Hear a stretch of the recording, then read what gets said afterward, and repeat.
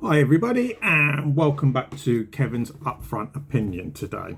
Now, today I thought I'd speak about what does it take to be a good father in today's day and age. Now, there are a lot of people out there who say, Kevin, what on earth are you talking about this for?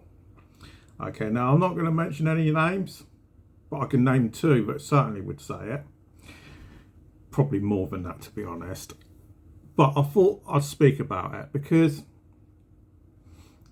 it's one of them subjects where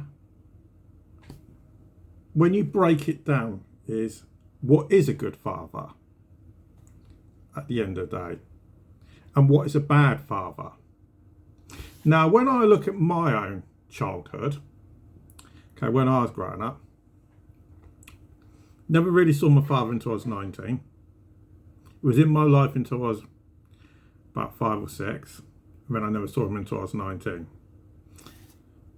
My stepfather committed suicide when I was 7 or 8, about 8. I was in the second year of middle school, or juniors as it would be nowadays. I remember that.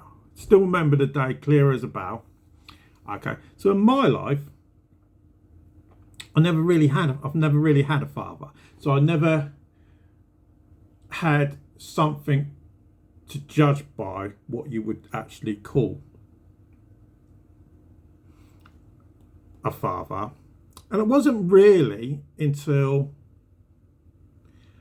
I married my second wife where I actually learned anything really. And I bloody hate my father-in-law, don't watch this or hear this. Because obviously he's always been in his kids' lives. So I was able to learn off him because I had nobody else to learn off. Because I never really saw my grandfather a great deal, even though he'd be the nearest person whilst I was growing up. And as much as I'm not going to slate my mother, she had men coming in and out all the time. Okay, I know it's a horrible thing to say, but that's reality. So you don't really learn anything.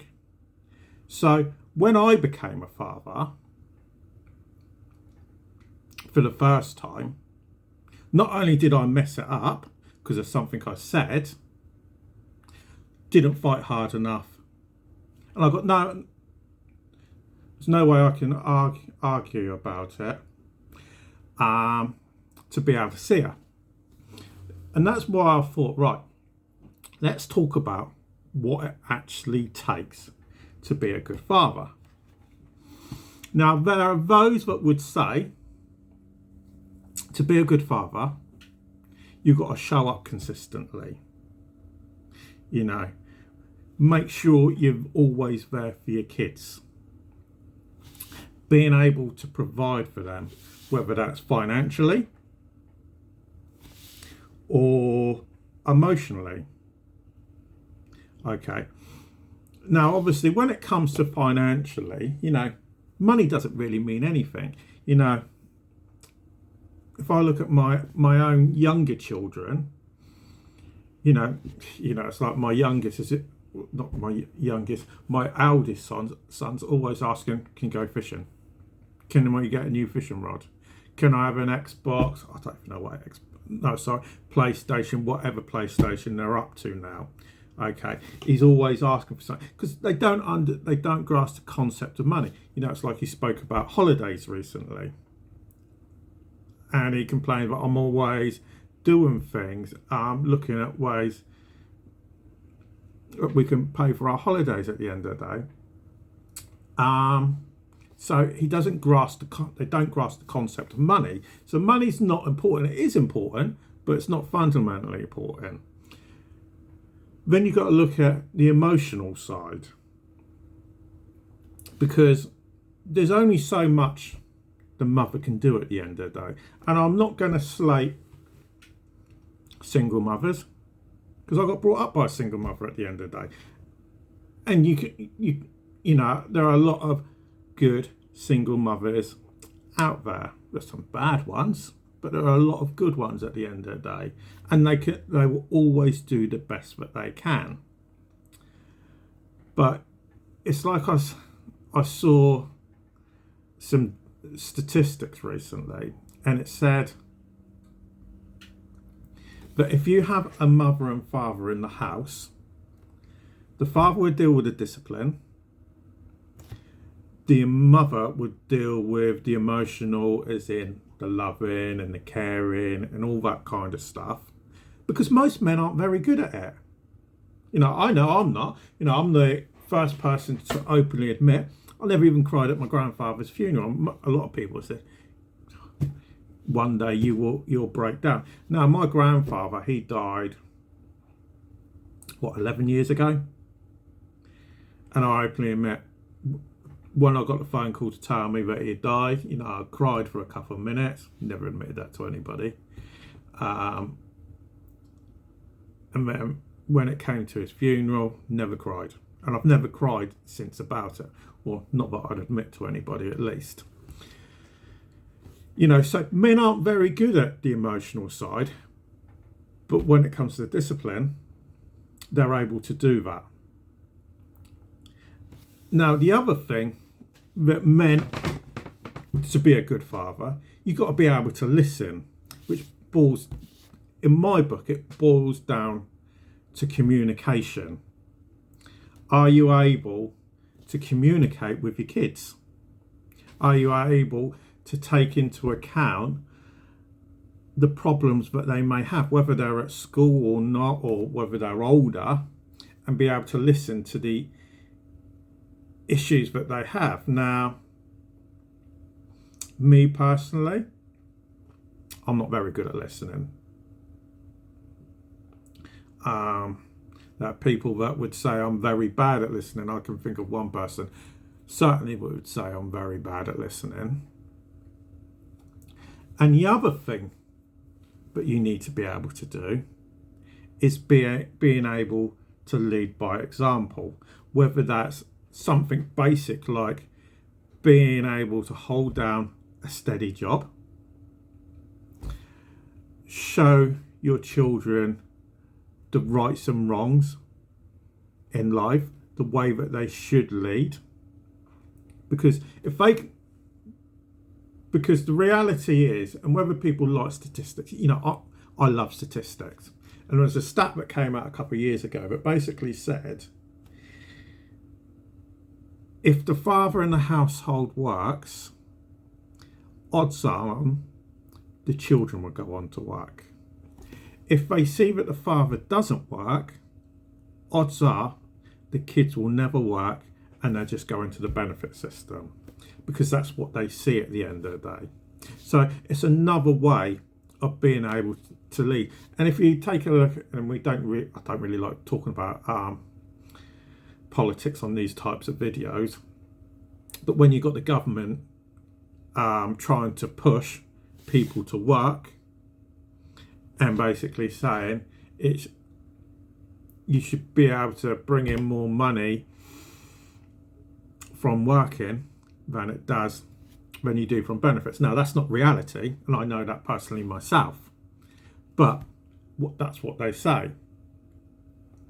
Next thing, the next two things, and these are the last two things, one of them I've already partially spoken of, is being able to show them affection. Now, this is a thing that a lot of men struggle with, is being able to show them affection, because some kids, and if I could take a look at my daughter, my second born daughter, she personally hates it when you go and give her affection. I mean, she goes absolutely ballistic. It's nothing worse that she likes than being shown affection. Where if I look at my middle son, he absolutely loves it if you give him affection. And my daughter, who has Down syndrome, as you can see, I've got a t-shirt to do with Down syndrome on at the moment. Okay. A lot of the time, she loves affection. If you give her a cuddle or you give her a kiss and all these types of things. And these are some of the things, even though they're seen as more feminine things at times, kids also like to receive affection from their fathers. And the last thing is something I've already spoken about, but it's to do with discipline. Now, if I was to speak to my wife or my mother-in-law, they would always say that when it comes to men, and they're categorically wrong about this as well, that men do discipline with anger, not with patience. And when I say that, what I mean is they shout and scream, they get short with them, and when you do that, you achieve nothing. All you teach the child is exactly the same thing. It's anger and rage, and then you wonder why there's so many people in the prison system that we have at the moment. So it boils down to being able to find another way. And some people would say it's being patient and negotiating and all that type of thing, which to a degree can work. You know, it won't always work. You know, it's like the basic thing. You know, I remember as a kid, you know, if I wasn't the best behaved child at times. You know, my mum would take my TV off me, which isn't a case of then you're getting stressy and ratty. Now, a lot of parents nowadays would say that's wrong to take a mobile phone off a kid, or take their TV or their laptop or their computer or their video console, anything like that is categorically wrong. Well, in my opinion, it teaches them something. Now, there are going to be a lot of people on here that are going to disagree with me, because that's discipline with patience, because you're teaching them for every action, there's a reaction at the end of the day. And if they learn that, then that gets them out of the behaviour eventually. Now, I appreciate, like I've already said, there are going to be people on here that are going to fundamentally disagree with me, and that's fine. I've got no problem with people disagreeing with me. So what I'm going to ask is, what do you think actually makes a good father? Okay, so let me know in the comments down below. And I'll try and get back to everybody. But for now, thanks for listening, and I'll speak to you again a bit later.